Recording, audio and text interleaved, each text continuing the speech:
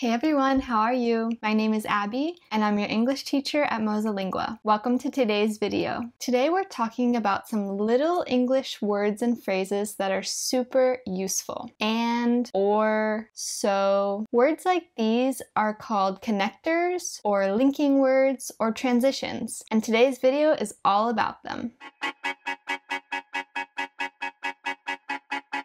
Don't worry if you don't know what I'm talking about quite yet. As with all of our videos, I'll point out lots of examples to help you understand better. That reminds me, have you subscribed to our channel yet? We post new videos every week, so to avoid missing out on any great language hacks or learning tips, make sure you subscribe and turn on your notifications. Today, I'll not only give you a list of the most important connectors and explain how to use them, but if you watch until the end, I have a pro tip for you about how to sound as natural as possible in English. Ready to get started? Connectors can do lots of things. They can help you emphasize a point, organize a sequence by time, space, or importance, add information, create contrast, describe relationships of cause and effect, summarize or introduce your arguments, and much more. They can be the first or the last words of a sentence, or somewhere in between. Why do we need connectors? Well, for one, they create relationships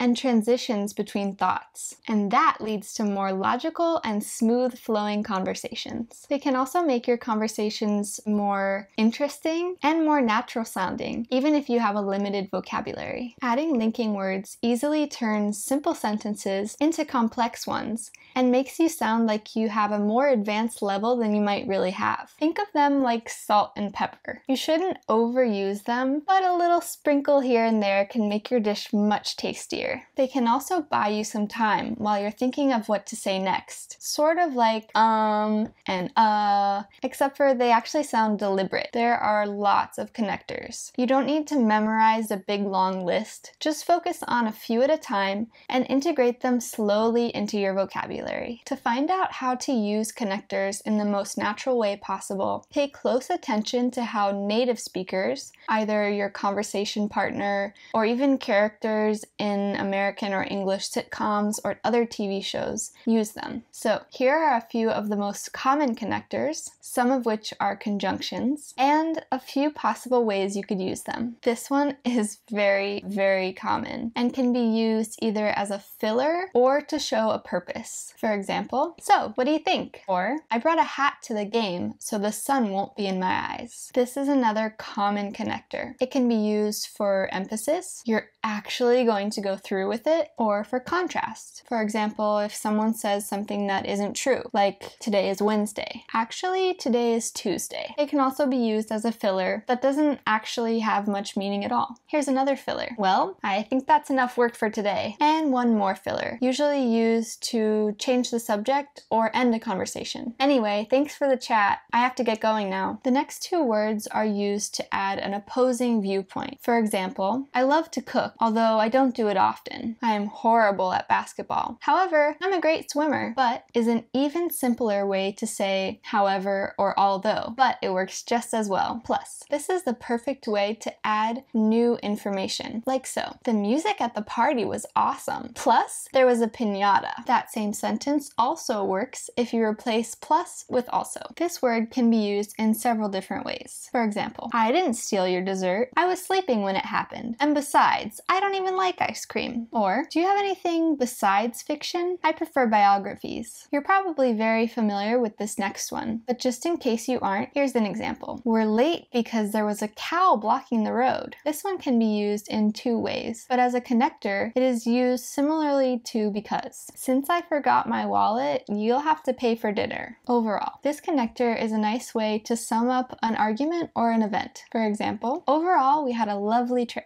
Use this connector to put the spotlight or stress on one thing out of a group, like this. All the kittens are cute, especially the orange one. Connectors can also be phrases or groups of words. For example, by the way. This connector is useful for adding information you have just thought of, like this. See you later. Oh, by the way, could you pick up milk on your way home? Use this connector if you have two arguments that contradict one another or to show two different points of view. For example, example. On one hand, I don't really need a new phone, but on the other hand, it is on sale. This next phrase is useful for showing cause and effect, or the consequences of an action. I crashed my bike once. That is why I always wear a helmet now. And this one is obviously used for emphasis, like this. You can make the check out to me, and most importantly, don't forget to sign it. So there you have it, a few useful connectors that you can start using in your English conversations. I have one last tip for you, especially if you want to sound more like a native speaker. Be aware of register. Register is the level of formality that you use,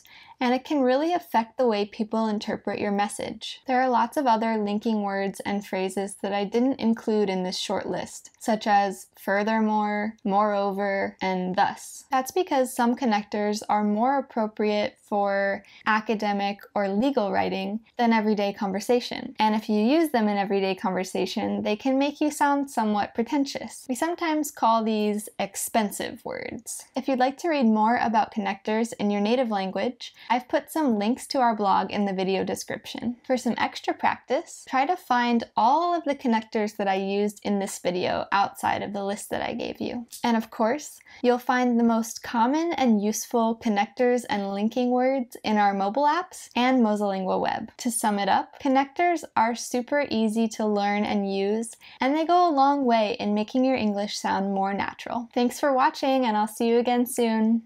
If you learned something new from this video, give it a thumbs up. Then, hit subscribe and turn on your notifications. Have a look around our channel for more hacks and tips. And if you're watching on another social media platform, like or follow our page. See you next time.